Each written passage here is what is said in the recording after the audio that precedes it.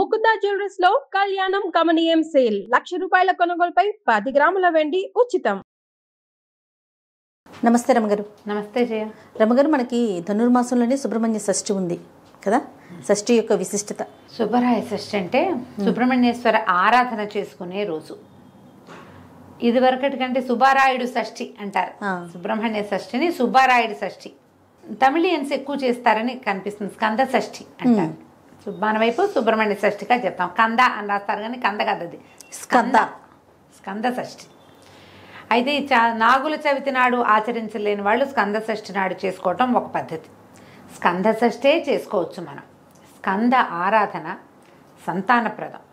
రెండోది కుమారస్వామి శుద్ధ జ్ఞాన స్వరూపుడు. సుబ్రహ్మణ్యుడు జ్ఞానస్వరూపుడు.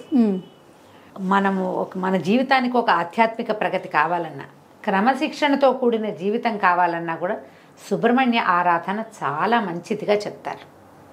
ఈ సుబ్రహ్మణ్యం అంటే మనం సర్పం కదా, అవునండి, మనకు తెలుసు అది. అయితే ఈ సర్పం మానవ దేహంలో సర్పం ఉంటుంది. అది ఎక్కడుంది? కుండలిని స్వరూపంలో ఉంటుంది. ప్రతి మానవుడికి మనకి అవయవాలు కనపడతాయి. కనపడనివి చక్రాలు ఉంటాయి మనకి. షట్చక్రాలు ఉండి 6 చక్రాలు ఉండి పైన 7వ చక్రమైన సహస్రార చక్రంలో అమ్మ అంటే మా శక్తి కొలువై ఉంటుందని చెప్తారు. ఈ శక్తిని చూడాలంటే మూలాధార చక్రంలో ఉన్నటువంటి కుండలిని శక్తిని నిద్రలేపి ఆ శక్తి ద్వారా మనం అమ్మని చూడగలుగుతాం. ఈ కుండలిని ఎలా ఉంటుందంటే తన తోకని తనే కరిచి నోటితో కరిచి పెట్టుకుని 3 చుట్టలు చుట్టుకుని ఉన్నటువంటి ఒక సర్పాకార శక్తి మనకి మానవ దేహంలోనే ఈ కుండలిని రూపంలో ఉంటుంది అని చెప్తారు.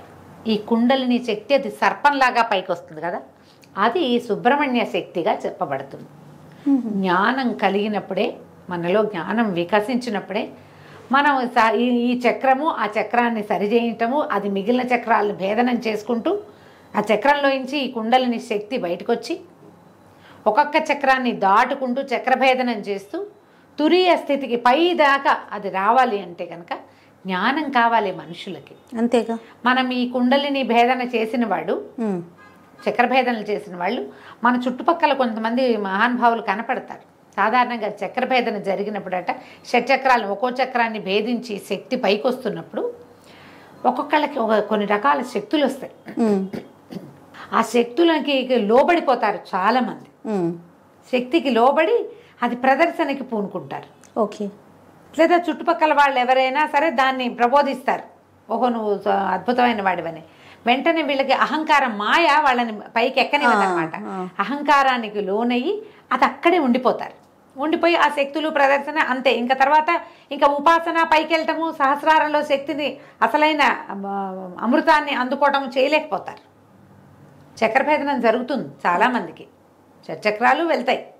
కానీ ఎక్కడ ప్రతి చోట వచ్చేసరికి ఒక్కొక్క చక్రభేదన జరగంగానే ఒక్కో రకమైన శక్తి ఆవిష్కారం జరుగుతుంది. ఆ జరిగిన శక్తి ఆవిష్కారానికి లోబడి మాయకి లోబడి ఉన్న వాళ్ళు అక్కడే ఆగిపోతారు.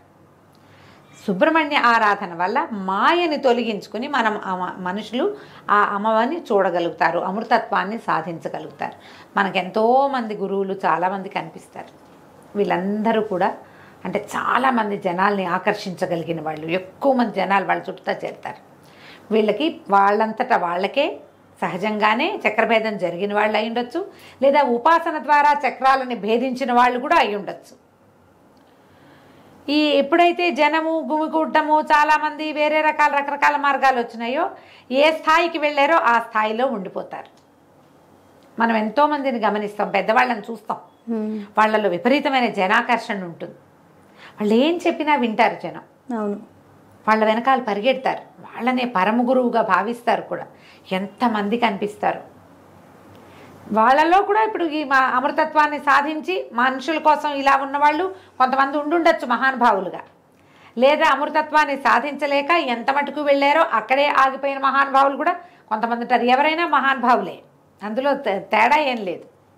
కాకపోతే వాళ్ళు ఎంతవరకు వెళ్ళారు ఇంకా ఎంత వెళ్ళాలి అనే జ్ఞానాన్ని సుబ్రహ్మణ్యుడు ప్రసాదిస్తాడని చెప్తారు.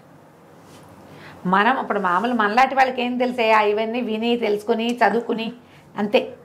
ఈ చక్రము భేదించడం అంటే ఏమిటో సాధారణ మనుషులకు అర్థమే కాదు. అవి నాకు అయిపోయింది అనుకుంటారు. అయిపోయిందంటే అవదు, అది నాకేమీ కాలేదనుకుంటే అయినట్టు. ఏమీ అవదు, దానికి సమయం పడుతుంది. కానీ ఆధ్యాత్మికమైన ఆలోచనలు, స్పిరిచువాలిటీ వేరు, మనకి డివోషనల్ వేరు కదా, నీకు తెలుసు కదా. అవునండి. భక్తి వేరు, ఇది వేరు. స్పిరిచువల్ థింగ్ అనగానే ఆత్మకి సంబంధించిన జ్ఞానం వేరు, దీన్ని దాటింది. భక్తి అనగానే మన భక్తి ఎక్కడ ఆగిపోతుంది? పువ్వులు, పూజ అక్కడే ప్రసాదాలు ఇక్కడే ఆగుతుంది. దాన్ని దాటి ముందుకెళ్తాం అనేది సుబ్రహ్మణ్య ఆరాధన వల్ల మనకి లభిస్తుంది.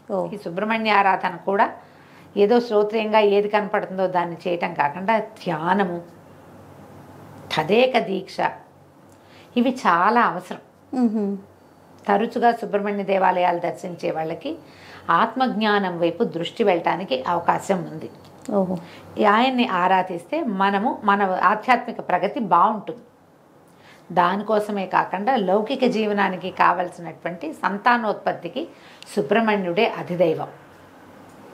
సంతానం కావాలంటే సుబ్రహ్మణ్యుని ఆశ్రయిస్తే సంతానం కలుగుతుంది. జాతకంలో నాగదోషాలు అవి ఉంటే, కుజదోషము, నాగదోషము కనపడుతుంటే వాళ్ళు తప్పకుండా సుబ్రహ్మణ్య ఆరాధన చేయాలని చెప్తారు. సమీపంలో ఉన్న ఎక్కడ నాగనాథులు ఉంటారు, ఎక్కడ నాగప్రతిష్టలు ఉన్నా అక్కడ పూజించటం.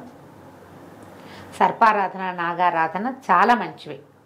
సుబ్రహ్మణ్య స్తోత్రాలు కూడా కొన్ని అద్భుతమైన స్తోత్రాలని, సుబ్రహ్మణ్య భుజంగ ప్రయాతము, సుబ్రహ్మణ్య అష్టకము, సుబ్రహ్మణ్య సహస్రనామాలు, సుబ్రహ్మణ్య అష్టోత్తరము, ఏది సులువుగా మీకు చేసుకోగలిగితే అది చేసుకోండి. సుబ్రహ్మణ్య అష్టకం చాలా సులువు, 9-10 శ్లోకాలు చక్కగా నోటికి వచ్చేస్తాయి. రోజు చదువుకుంటే సంతానార్థులైన వాళ్ళకి మంచి ఉపయోగిస్తుంది. మీరు ఏదైనా చేయించుకుంటారు, ఐవీఎఫ్లు అవి ఇప్పుడు బోల్డ్ వచ్చినాయి కదా, అవి సక్సెస్ అవ్వాలన్నా భగవత్ సహాయం కావాల్సిందేనమ్మా. ఖచ్చితంగా అండి కదా. అందుకని మీరు సుబ్రహ్మణ్య అష్టకం చదువుకోండి, చదువుకుని ఏదైనా చేయించుకోండి. వైద్యానికి వెళ్తున్నారు, అదొద్దు, ఏ హోమియోపతి మందే వేసుకుంటున్నారు, అప్పుడు కూడా సుబ్రహ్మణ్య ఆరాధన చేసుకుంటూ హోమియోపతి వైద్యమే చేయించుకోండి. దానికి వెళ్ళినా దీనికి వెళ్ళినా ఎప్పుడు కూడా భగవత్ సహాయం తీసుకోదలిస్తే సుబ్రహ్మణ్యుడు దీనికి అధిదైవంగా ఉంటాడు. వివాహాలు ఆలస్యమైన, తరచు సంతానం లేట్ అయినా, లేదా అబార్షన్లు అయిపోయే వాళ్ళు చాలా మందికి, మిస్క్యారేజెస్ అయిపోతుంది, కొంతమందికి ఈ అక్టోపిక్ ప్రెగ్నెన్సీ లాంటివి వస్తాయి, వాళ్ళకు కూడా సుబ్రహ్మణ్య ఆరాధన మంచిది, స్కందారాధన మంచిది అనేది మనం ఎప్పుడు చెప్తూనే ఉంటాం. ఎందుకంటే ఈ స్కందుడు ఎన్ని చోట్లకో మారి ఎక్కడ ఇది కాకుండా జన్మించాడు. ఎన్ని ప్రతికూల పరిస్థితులు వచ్చాయో ఆయన పుట్టుక్కి, అమ్మా నాన్నని కలవనివ్వల దేవతలందరూ కలిసి, సహజంగా ఆయన పుట్టలేకపోయాడు, సహజంగా జన్మించలా. శివవీర్యాన్ని శక్తిలో నిక్షేపితం చేయలేకపోయారు, పార్వతిలోకి రానివ్వలా దాన్ని. ఆ శివవీర్యం భూమి మీద పడింది, అగ్నిదేవుడు భరించాడు, అక్కడి నుంచి గంగానదిలోకి చేర్చారు. ఆవిడ శరవణంలో వదిలిపెట్టింది, దాన్ని అక్కడ వదిలేసింది, శ్వేతపర్వతం ఎక్కడ వదిలిపెట్టేసింది. వదిలేస్తే అప్పుడు ఇవన్నిటికీ ఎన్ని చోట్లకి జారినా కూడా చివరికి శిశువుగా మారాడు ఆయన, రెల్లు గడ్డిలో నుంచి. అంతే కదా అమ్మగారు, శరవణ భవుడు, అందుకే కదా ఆ రెల్లులో జన్మించాడు. ఇన్ని చోట్లకి మారినా జన్మ మాత్రం కుదిరింది. ఆయన తారకాసుర సంహారం చేశాడు. తారకాసుర సంహారం కోసం జన్మించిన వాడు ఈయన. అంటే ఏదో ఒకటి సాధించడానికి పుట్టాడు. ఆ పుట్టడానికి ఇన్ని స్థలాలు మారి కూడా స్కందుడై జారిపడినా కూడా జీవించే ఉన్నాడు ఆయన.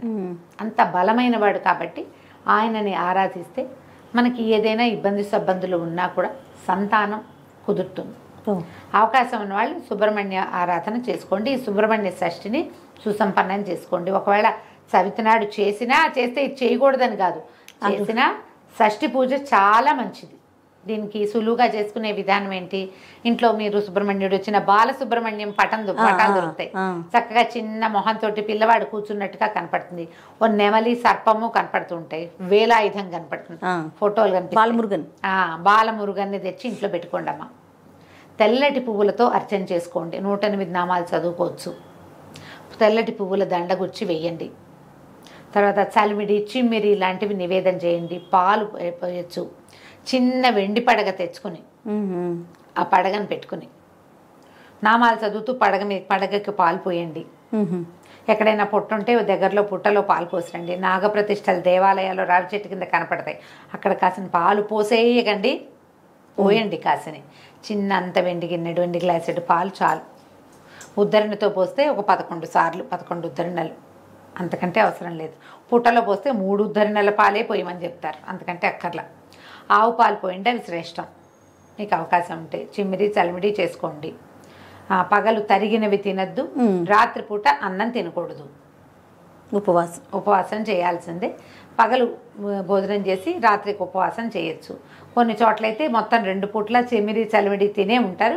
మీ ప్రాంతాల వారీగా ఏం చేస్తారో అది చేయండి. మీ ప్రాంతాల్లో ఏ పద్ధతులు లేకపోతే నేను చెప్పిన సులువైన విధానాన్ని పాటించండి. 2 టమాటాలు చిదిపి పప్పులో వేసుకోండి, ఒక టమాటా చారు పెట్టుకోండి, పగలు భోజనం అయిపోతుంది. క్యాలీఫ్లవర్ లాంటివి ఇట్లా తుంపితే కూర అయిపోతుంది. అవునవును. చాకులతో కొయ్యొద్దు అని చెప్తారు.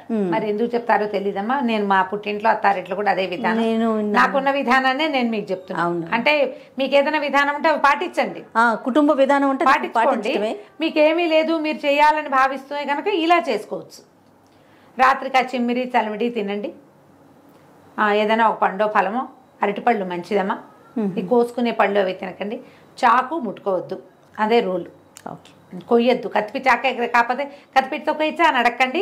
తరిగేవి కోసేవి పనికిరావు. సుబ్రహ్మణ్య భుజంగ ప్రయాతం కొంచెం టఫ్, కానీ అది చాలా బలమైంది, మంచిది అని చెప్తారు.